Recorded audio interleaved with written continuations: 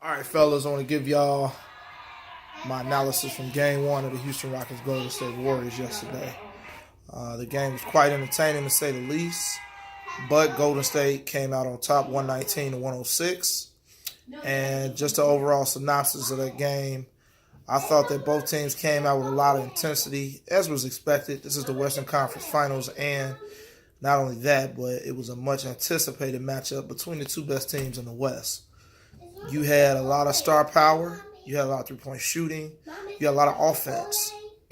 But Golden State prevailed at the end of the game, as champions most of the time do.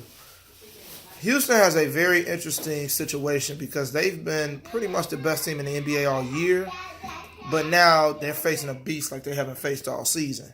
They're facing a Golden State team who comes in as the defending champions. They've been to the last four NBA finals. Three NBA finals. Yeah, last three NBA finals. And they have probably the second best player in the NBA. They have a superb bench. They have an exceptional coach. They have exceptional three-point shooting. So these are all the things that Houston is faced with. These are all the things that Houston has to go up against. Now, Houston, on the other hand, they have probably the league MVP for this year. They have James Harden. They also have one of the greatest point guards of our era. I'm going to give him that. I'm not particularly a fan of Chris Paul, but he is one of the greatest point guards of our era. So they come in, with their own strengths as well.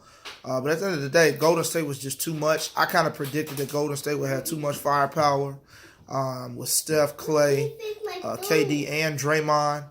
And now they've thrown Andre Iguodala in the starting five. So just too much firepower, man. I was looking at the stat sheet, the team stats from last night, and they were pretty even matched, man, with the field goal percentage. They both hit 13 threes. The difference in the game to me was the fast break points, 15-3. I think Golden State, 18-3. Golden State had an advantage on fast break points. What that tells me is Houston don't get anything easy. They don't get any easy baskets. They like to play at a very slow tempo, and they like to isolate. They isolate James Harden, they isolate Chris Paul, and everybody else just kind of plays four corners. That's what they do. But when you're doing that against a team like Golden State, who's long, who's athletic, who can defend, I think that it plays into their hands. You have one of the best offensive players in the league, James Harden, who can pretty much get his against anybody. He's going to do that. But what Golden State just said is, we're going to make it tough for him, and we're going to limit everybody else, which is what they did. And as a result, they end up winning. Golden State, when they get the ball, man, if they turn you over or they get a long rebound, they out. That's the advantage to having five ball handlers on the floor. Whoever gets the rebound can push the ball up the floor. They can get the ball and they can go, and everybody else just goes with them.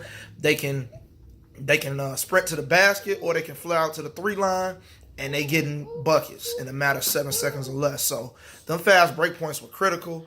Houston had 16 turnovers. Golden State only had 9. Houston had like 18 points off turnovers.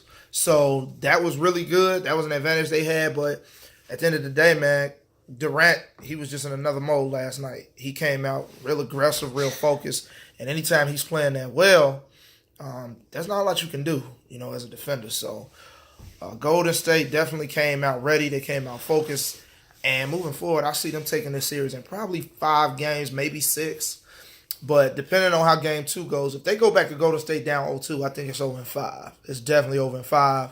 D'Antoni has to make an adjustment. So for game 2, I think that they need to come out of that isolation mode. But that's the thing. When you've been playing like that all season, you can't change what you do at this point in the season. Your DNA is your DNA. Houston is used to isolating. He can't draw up any plays that he expects them to go out there and execute with efficiency at this point in the season.